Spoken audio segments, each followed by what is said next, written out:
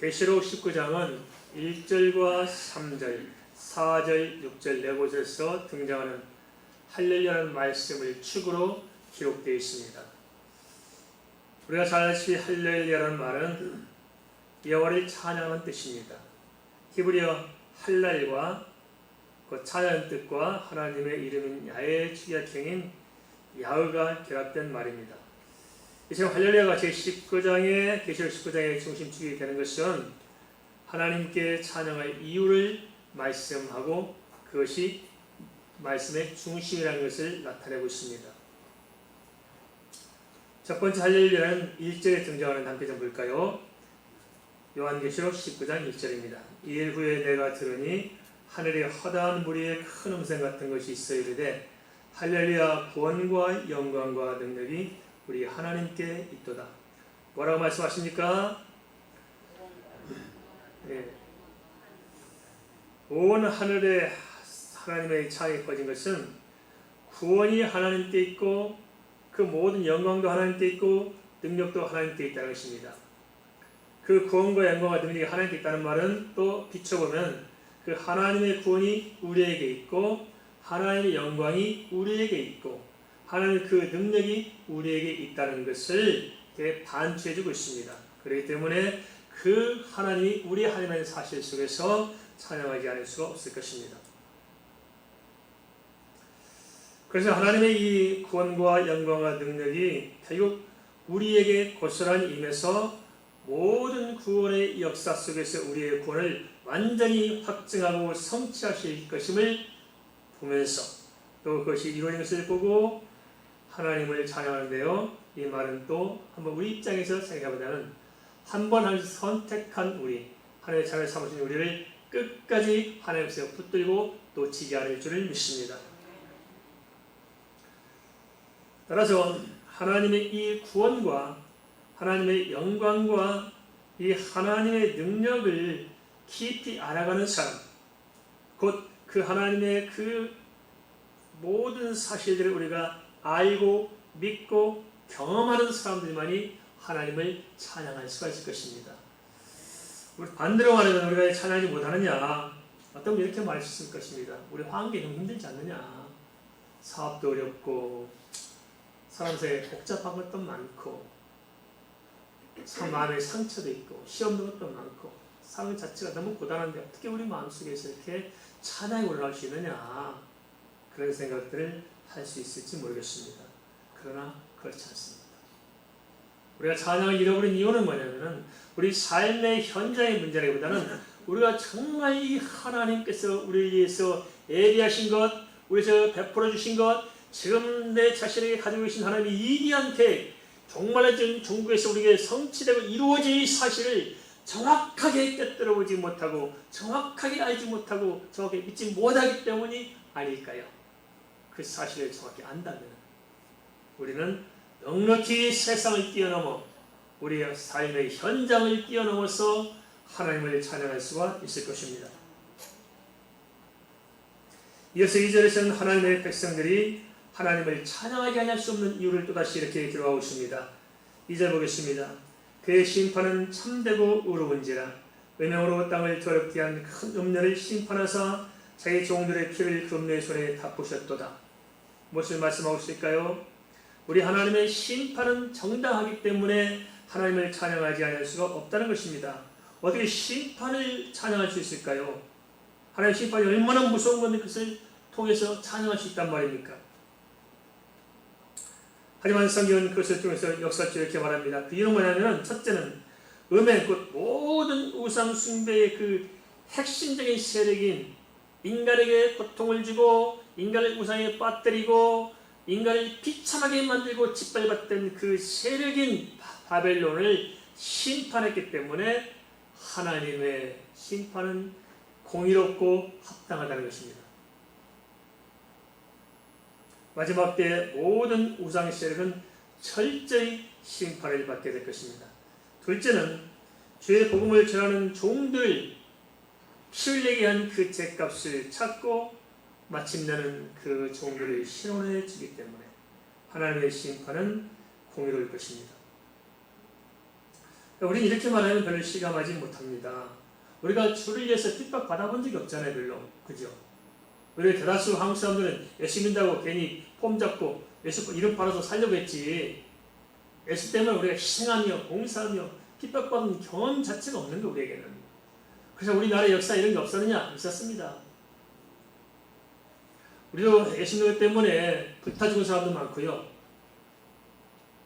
또 우리 주세 목사님 같은 경우는 감옥 안에 가둬놓고 밖에다 사모님 모셔놓고 가족 모셔놓고 그 감옥에서 착고에 채인 그 목사님 앞에서 그 가족도 얼마나 희롱하고 핍박하고 그 모습을 보게 합니까? 피눈물 나는 일들을 겪었잖아요. 오늘도 우리가 광고한 이 박시단 이 형제들처럼 예수님 때문에 그냥 얼굴이 다 없어질 만큼 얼마나 둘게 패서 태어난지 얼굴 없어질 만큼 만든 사람들. 이 예수 믿는 신앙을 지키고자 그런 사람들에게 있어서 이 모든 악한 족속들을 멸하시고 그걸 시원해 준 것은 큰 기쁨이 될 것입니다. 얼마나 가슴이 맺힌 것들이 많은데 또한 역사 속에서 예수 믿는 사람들이 얼마나 많이 짓밟혔습니까? 이 로마 세력에서 또 얼마나 많이 짓밟혀 당하게 말하셨습니다.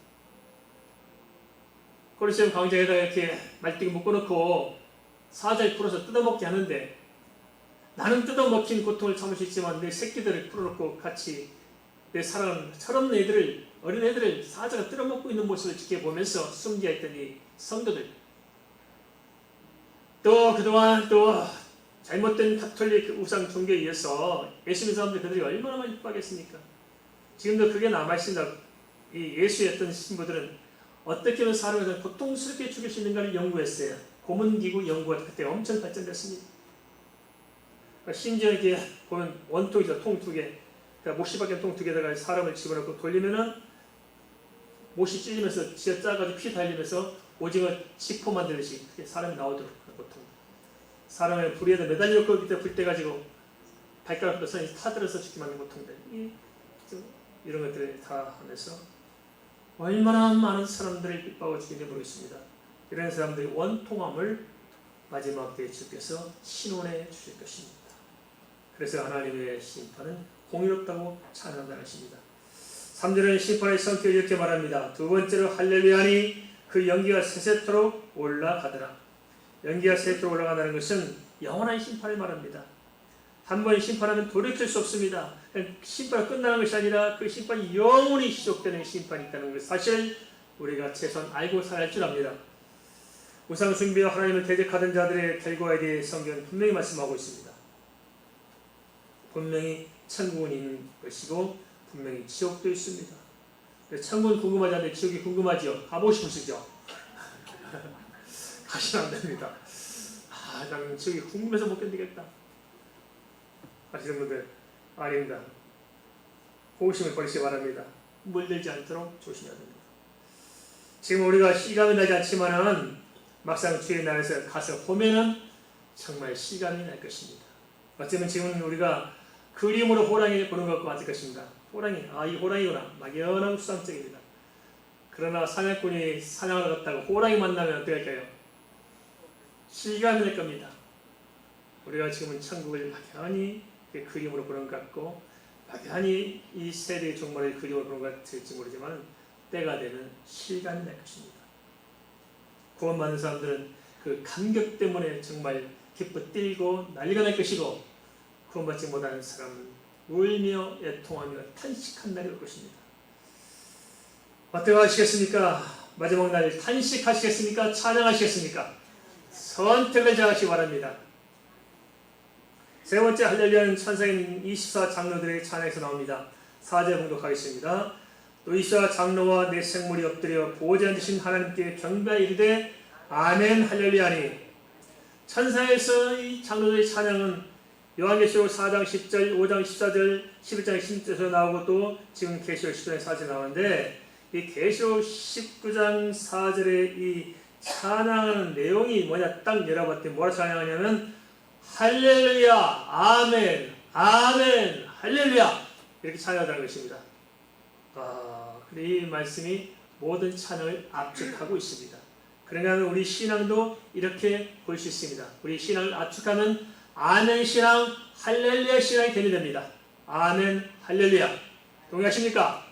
아멘 신앙, 할렐루야 신앙.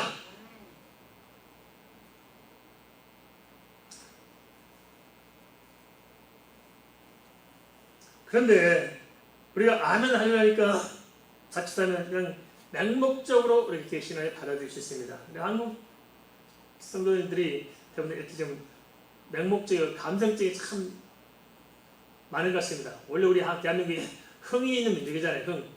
우리 신명나고 뭐든지 하잖아요. 그래서 신앙이 신명나야 할 줄 압니다. 신명나는 거기에 의지해서 살다 보니까 자꾸 이런 신앙 자체도 그런 식으로 이렇게 풀어가는 경향이 없지 않아 있습니다. 그런데 그렇지 않습니다. 아멘 신앙이 뭐냐?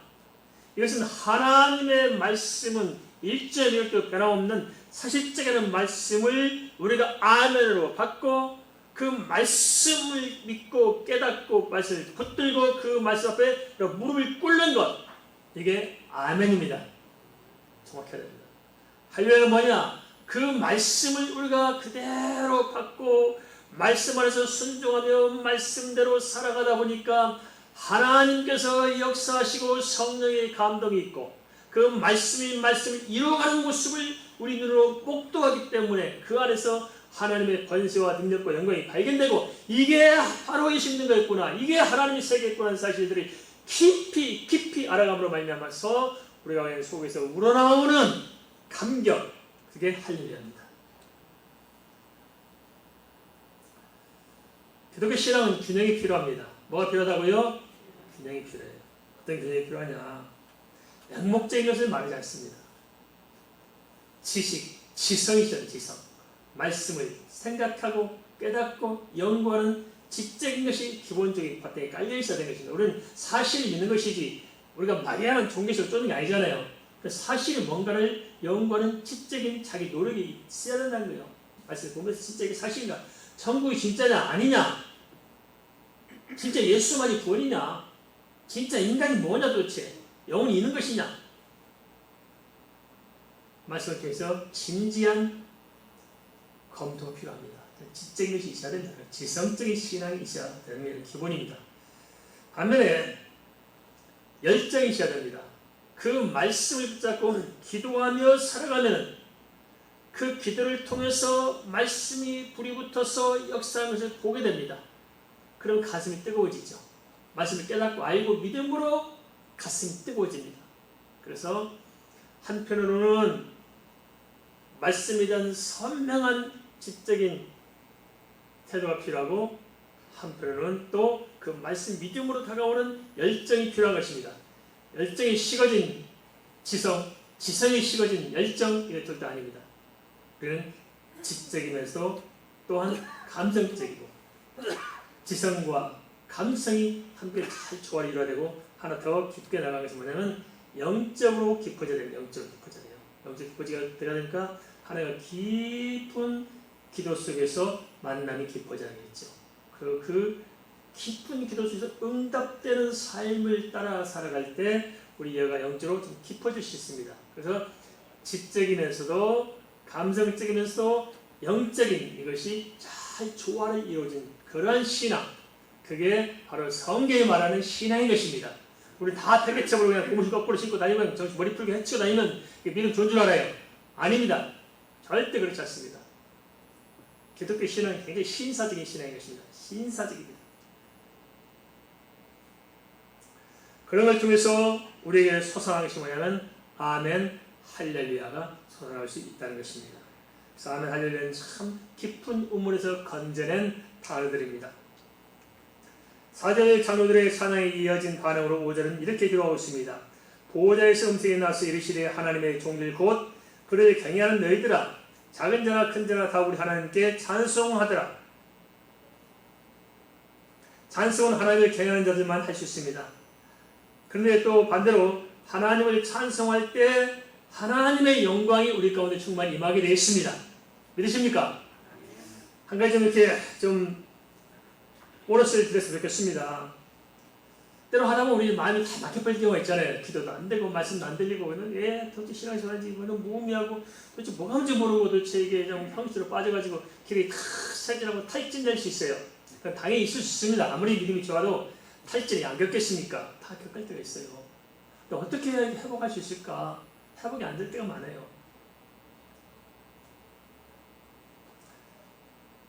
우리가 만약 그렇다면 이런 상황에서 어찌해야 될까요? 네, 한 가지 요령을 알려드린다면 그럴 때는 혼자 조용히 문거리 잠그고 아니면 뭐 기도거리 들어가시든지 하셔서 그냥 기도도 안 되니까 찬송가를 켰어요. 찬송가 그렇고 앞에부터 또는 뒤에서부터 중간부터 하든지 딱 펴놓고 내가 아는 찬송을 부르시면 됩니다. 처음 찬송 부르려니까 답답하죠. 혹시 앵꼬나 자동차 미는 것처럼 답답해요. 되지도 않아요. 아무 생각 없이 불러요. 그런데요, 하나님은 찬송 중에 역사하십니다. 그냥 하나님의 영광을 높일 때 또 반대로 영광이 우리 가운데 임재하는 거예요. 근데 한 곡, 두 곡, 세 곡 부를 때 모르는데 네 곡, 다섯 곡, 여섯 곡 부르면 뭔가 좀 그래요. 그러다 좀 부르면 나도 모르는 사이에 성령이 임해가지고 그냥 코가 찡하고 한 곡 더 부르면 눈에서 눈물이 툭 터지고 그 다음에 좀 몇 곡 더 부르면 코에서 들쑥날쑥 그러고 그 다음에 보면 입이 열려가지고 입에서 통곡 소리가 나오고 그 다음에 그냥 몸이 또 기운을 받아서 방바닥에 굴러다녀요. 할렐루야! 다음 주 올 때 이렇게 하고 오세요. 다음 주는 그렇게 굴러다 해서 굴러서 교회까지 오시기를 축원합니다. 오전에 말씀대로 찬송이 천상에 울려 퍼지는데 그 찬송의 또 다른 내용을 6절에서는 이렇게 말씀하고 있습니다. 또 내가 들으니 허다한 무리의 음성과도 같고 많은 물소리도 같고 큰 우르소리와도 같은 소리로 이르되 할렐루야 주 우리 하나님 곧 전능하신 이가 통치하시도다. 마치 온 우주를 가득 채우는 이 찬송이 울려 퍼지는데 그 찬송의 때란 내용이 뭐냐? 그것을 이렇게 말씀하고 있습니다. 할렐루야 주 우리 하나님 곧 전능하신 이가 통치하시도다. 이 말을 우리는 실감할 수 없어요. 잘 안 됩니다. 사실 공산치하에서 사는 사람들은 이 말씀이 무엇인지 좀 어렵게 알 수 있겠다 싶어요. 독재치하에 살 때 이런 말씀이 뭔지 좀 알 수 있을 것 같습니다. 하나님을 찬양할 수 없는 이유가 뭐냐? 그것은 하나님께서 친히 통치하시기 때문에 찬양하지 않을 수 없다는 것입니다. 왜냐? 우리 이 세상에서 그 예수님에 핍박당하는 그 시대 그런 환경에서 살아가는 사람들이 있어서 문제는 뭐냐? 이 악한 통치자들 때문에 신음하고 고통하는데 여기서 해방되어서 만왕의 왕 되신 그 하나님 그분이 나의 아버지로서 나를 친히 다스리고 이끌어가는 사실 생각하면 감격이 되지 않겠습니까? 그렇죠? 이것을 말하고 있다는 거예요. 이것을 우리는 잘 실감하지 못할 것입니다만 때가 되면 우리도 분명히 이 사실을 알게 될 것입니다. 모든 심판이 끝나는 하늘에서는 구속사의 대미를 장식하는 어린 양과 성도들의 혼인잔치가 준비되어 있습니다. 구속사의 마지막은 어떻게 펼쳐지느냐? 우리는 잘 혼란을 겪어요. 그래서 지금 우리도 지금 뭐가 있냐면 휴가라는 것 때문에 많이 혼란이 가는 것 같더라고요. 휴가 영화도 보고 하도 휴가 많이 배웠을 거예요. 아마 다른 데서. 그럼 어떻게 생각하냐면 그냥 이렇게 자동차를 타고 운전수가 택시 타는데 운전하다가 그냥 휴가 되니까 자동차에 탄 사람들은 휴가 못 타면 그냥 사고나 죽을 것이고 뭐 둘이 데이트가 손잡고 왔는데 옆에 쳐다보니까 아무 소리 없어 보니까 없어졌고 그래서 가끔 그렇습니다. 집사람들이 가면 혼자 휴가 됐냐고 이렇게 생각한다는 휴가를 그래 3차원 세계에서 그러나 이 세계는 시간이 있고 물질이 있고 공간이 있어요. 여기서 우리가 휴가단다고 이런 몸을 입고 휴가단 생각해보세요. 올라가 천장에 부딪혀서 전부 매진탕 걸릴 거예요. 그죠? 그리고 이런 몸을 가지고 공중에 떠보서 이거 기겁해요. 그죠? 성이 이걸 말하지 않습니다. 이렇게 우리가 배워가지고 성에 왜곡시키기 때문에 하나님의 말씀을 깊이 있게 통찰하지 못합니다. 마지막은 이 3차원의 세계에 이루어진 것이 아니고 이 3차원의 세계를 벗어나는 세계에서 이루어지고 있습니다. 물질과 시간을 초월하는 세계, 공간을 초월하는 세계, 곧 시간, 이 땅의 시간이 아닌 하나님의 시간 속에서 모든 구속사는 완성됩니다. 예를 들자면 그렇습니다. 하나님의 시간 속에서 이런다는 말은 무슨 말이냐? 그 연극 무대에 제가 연극을 하고 있어요. 그럼 이 연극에서 다루는 주제가 조선시대 한 왕의 이야기를 다룬다 생각하시잖아요. 왕의 이야기. 그래서 배우들이 왕을 연기하죠. 그런데 그 연극을 구경하고 있는 성경들은 관람자들은 관람석에 앉아있겠죠. 그런 연극에서 보여주는 시간과 관람자가 앉은 시간이 가뜩 틀려요. 틀리죠. 연극 무대 속에서는 조선시대가 나와요. 우리는 현대시대에 살고 있잖아요. 그래서 그 연극에서는 저녁인데 우리는 이제 아침일 수 있고 시간이 틀려요. 공간도 틀리고 시간도 틀려요. 그럼 이 연극하고 있는 배우들은 시간은 어떤 시간일까요? 그들이 지금 연기하고 있는 시간은 조선시대 그때의 시간에 이렇게 움직이고 있고 그 배경에서 살아가고 있지만은 그래서 이 사람들은 현재 시간에 연결되어 있죠. 그 사람의 신분은 연기 속에서는 그 왕이건 신하건 직분을 맡고 있지만은 실제 이 땅에서는 어느 한 연극 단체의 회원으로서 참가가 되어 있죠. 그러니까 동시적으로 우리는 하나님의 세계와 이 땅의 세계, 하나님의 시간과 이 땅의 시간, 하나님의 신분과 이 땅의 시간이 지금 동시적인 세계에 존재한다는 거예요. 큰 틀에 보면 어떻게 해요? 이 연극을 주정하시는 이 연극의 모든 연출을 담당하는 총 책임자는 이쪽 시간과 이쪽 시간을 동시에 바라보고 있겠죠. 그리고 이 연극 무대 속에 있지만 이 연극 무대의 시간을 어디서 바꾸고 있어요? 연극 밖에 있는 연출자가 시간을 조정하고 조율하고 바꿔나가고 있죠. 그리고 이 속에 있는 사람들은 이 시절에 가니까 밖에 보이지 않지만 이 모든 종말적인 사건은 누가 관장하냐면 연극 무대 속에서 관장하는 것이 아니고 연극 밖에 있는 연출자가 조정하고 있죠. 이와 마찬가지라는 것입니다. 그래서 마지막 시대 종말도 이 세계 역사 속에 들어와 있는 우리가 결정할 것이 아니고 이 역사 밖의 세계인 하나님이 주장하시기 때문에 그 나이와 그 시는 하나님만 아는 겁니다.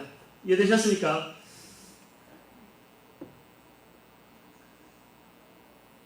그래서 최후 심판과 이 모든 혼인잔치는 예수 그리스도의 재림을 통해서 이제 연극의 막을 내리면서 새로운 세계로 바뀌어지는데 연극이 끝나면 연극 배우들이 다시 자기의 본래의 모습으로 돌아오는 것처럼 우리도 이 세상이 끝날 때 하나님의 자녀, 하나님의 자녀로 마귀의 종들, 마귀의 종으로 바뀌어지는 시기가 올 것입니다.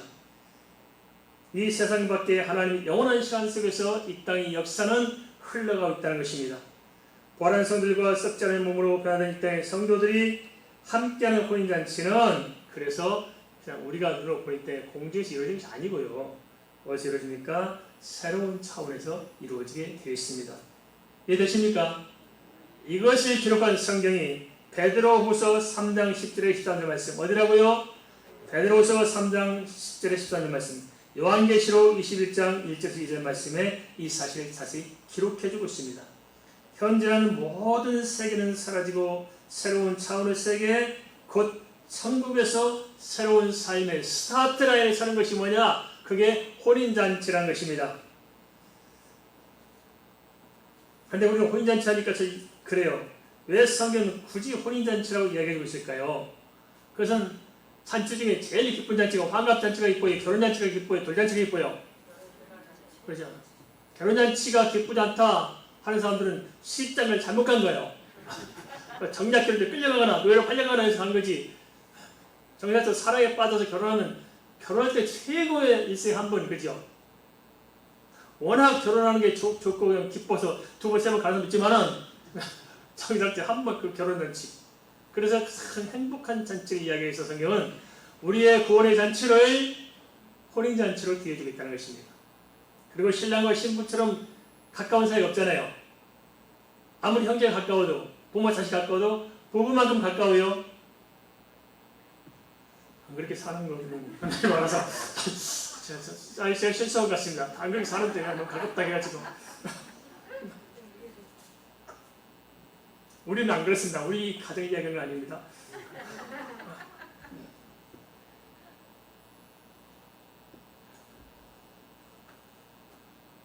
성경은 이러한 구속사의 완성과 성도들의 구원의 의미를 어린 양의 혼인잔치로 비유해서 얼마나 기쁠 잔치인가를 우리에게 좀 시사해주고 있는 것입니다. 에베소 5장 22절 32절은 예수 그리스도를 신랑으로 주의 성도들을 공동체인 교회를 신부로 비해주고 있습니다. 한편 어린 양이란 말에 대해서 우리가 다시 한번 정리할 필요가 있는데요. 어린 양이냐, 어린 양, 자꾸 어린 양이라 하느냐, 예수님 말께서 이것은 구속사적 관점을 좀 이야기해주고 있다 하는 것입니다. 무슨 관점이요? 예, 그렇습니다.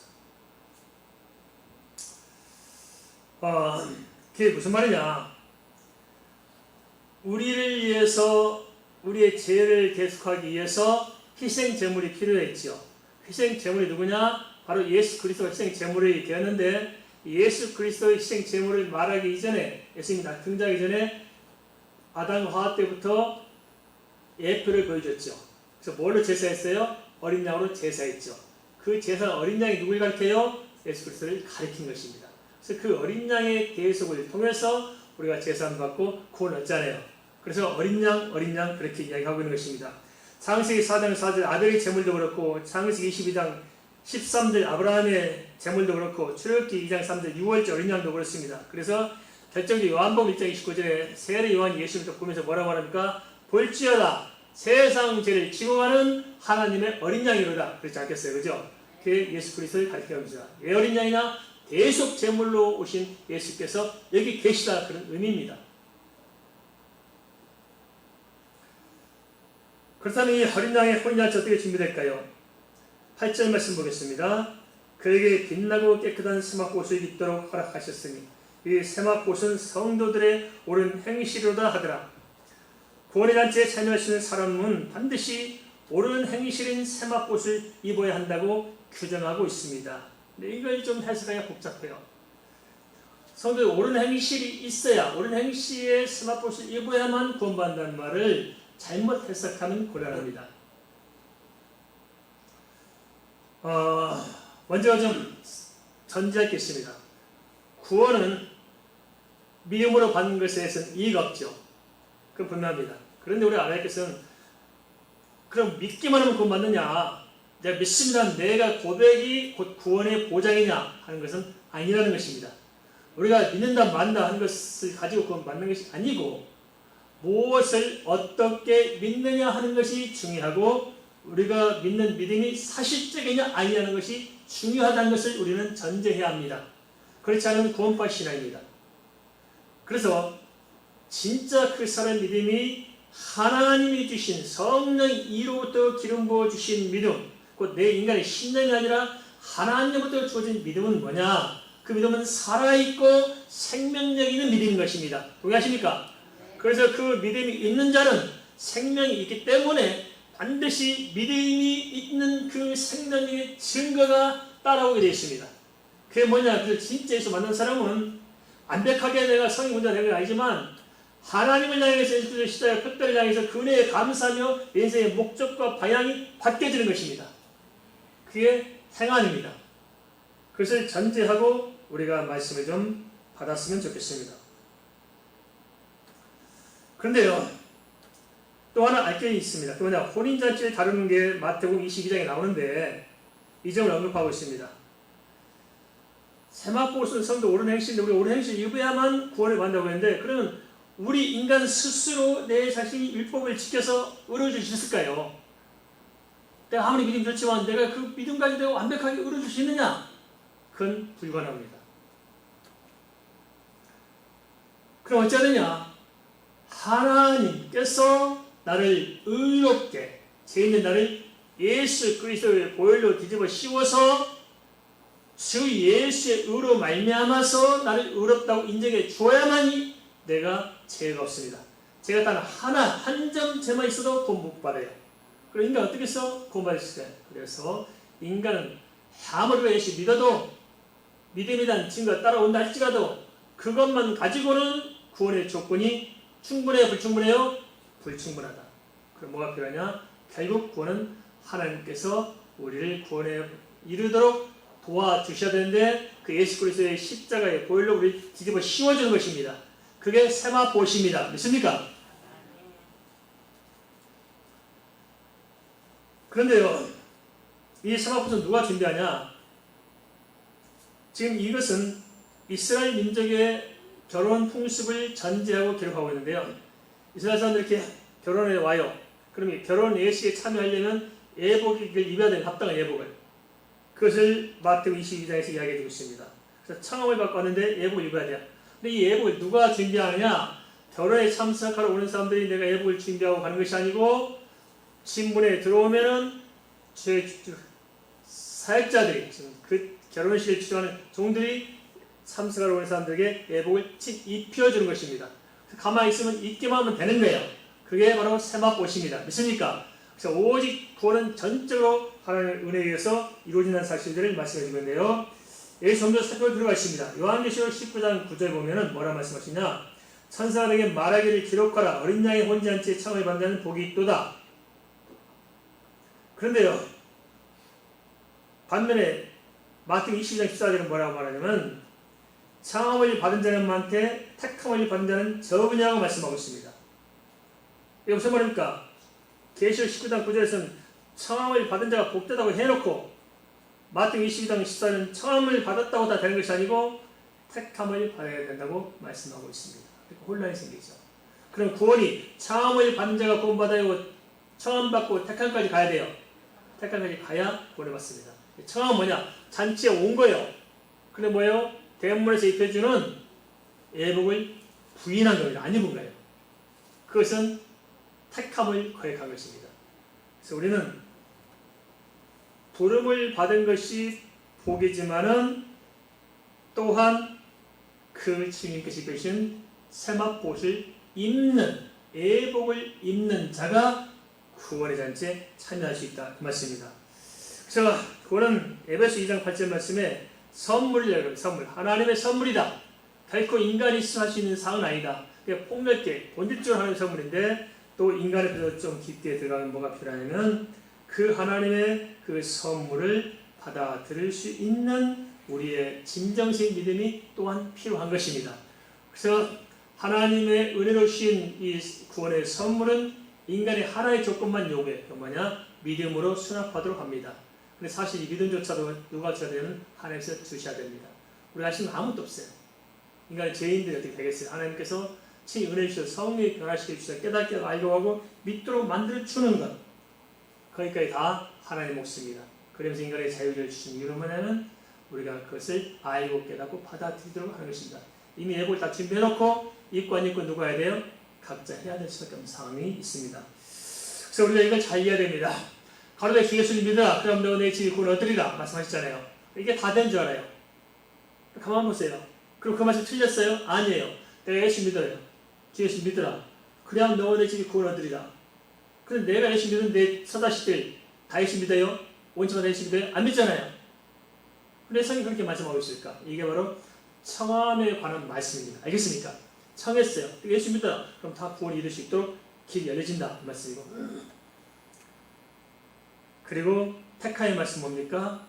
주가 나의 그리스도요 나의 주인임을 믿고 고백하는 사람이 마음으로 믿어 의에 이르고 입으로 신하여 구원에 이르느니라. 그 말씀으로 옷을 입는 자가 구원을 받습니다. 그래서 성경을 이렇게 포괄적으로 보여주기도 하면서 포괄적인 말씀을 다시 설명해서 깊게 보여주고 있는데 우리는 그게 잘 정리가 안 되니까 이해가 안 될 줄 압니다. 그러나 성경은 분명히 그렇게 말하고 있습니다. 그래서 우리는 세마포를 입어야 되는데 이 세마포를 누가 준비해 준다고요? 주님께서 준비해 주십니다. 그걸 거역하지 않으면 됩니다. 성령께서 하시는 말씀을 거역하지 않으면 되는 것입니다. 마지막으로 요한계시록 19장 10절 보겠습니다.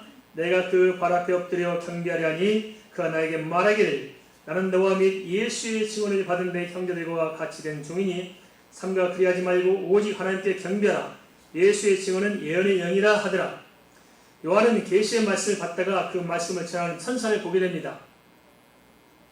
한데 천사를 보는 순간 천사가 얼마나 영화스러운지 그냥 말할 수 없어요. 너무너무 천사가 영광스러운 거예요. 그러니까 요한이 자기도 모르는 사이에 그냥 넙죽 엎드려서 하늘께 경배하고 탁 하는 순간 천사가 탁 붙잡고 막습니다.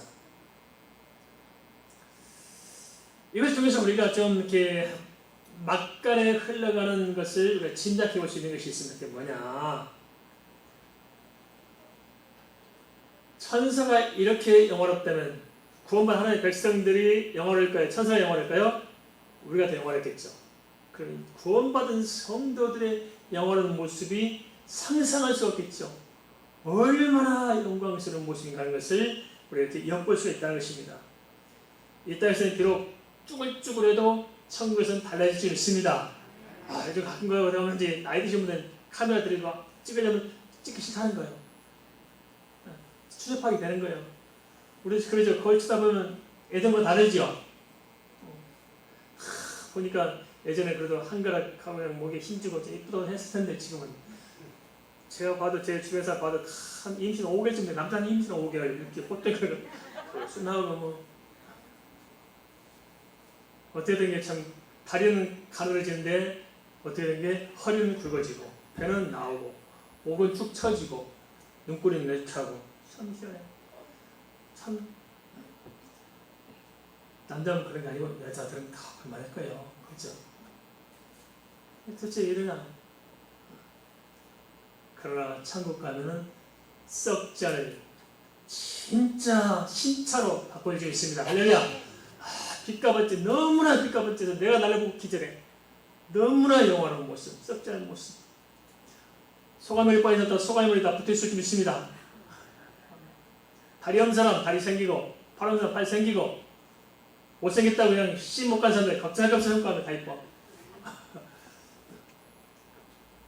영원히 살아갈 우리의 모습을 하나님께서 얼마나 영원하게 하는지 요한이 천사복음 경배할 만큼 너무너무나 아름다운 모습, 그게 우리의 진짜 모습인 줄 믿습니다. 할렐루야. 그래서 목에 힘을 주고 좀 사십시다. 기죽지 마십시다. 우리는 이렇게 영원한 모습이 조만간에 우리의 모습이라는 거예요. 이 땅은 잠깐, 우리의 이 육신은 잠깐 쓰고 버릴 작업복입니다. 알겠습니까? 작업복 입고 결혼하는 사람 있어요? 잠깐 쓰다 버릴 때. 무슨 작업복이냐? 천국 갈 작업 좀 하느라고 입혀놓은 옷입니다. 조만간 벗고 진짜 우리 모습을 입을 줄 믿습니다. 할렐루야. 한 가지 천사가 요한을 만류하며 한 말이 있습니다. 이것만 좀 주목해 봤으면 좋겠습니다. 왜 예수의 증언은 예언의 영이라고 덧붙였을까요? 마지막으로 예수의 증언은 예언의 영이라는 의미가 뭐냐? 그것은 예수 그리스도에 대한 증거, 그 모든 증거가 예언의 본질이란 말입니다. 다시 말하면 예수 그리스도의 모든 증언은 성령에 의해서 증거된 그대로 확실한 하나님의 언약의 말씀이란 말입니다. 주님에서 증거된 말씀, 이것은 불변하는 말씀이요 확실한 말씀이라는 것을 다시 언급해주고 있습니다. 천사가 전하는 그 말을 왜 성경에 기록하고 있느냐? 그것은 조만간에 그 말씀대로 반드시 성취될 거라는 것을 의미하고 있습니다. 어쩌면 주의 계시는 참 불확실해 보이고 우리의 신앙도 참 막연하게 느껴질 수도 있을 것입니다. 그렇지만 절대 아닙니다. 조만간에 주께서는 그 말씀 그대로 모든 일 역사는 반드시 하나님 말씀대로 성취가 될 것입니다.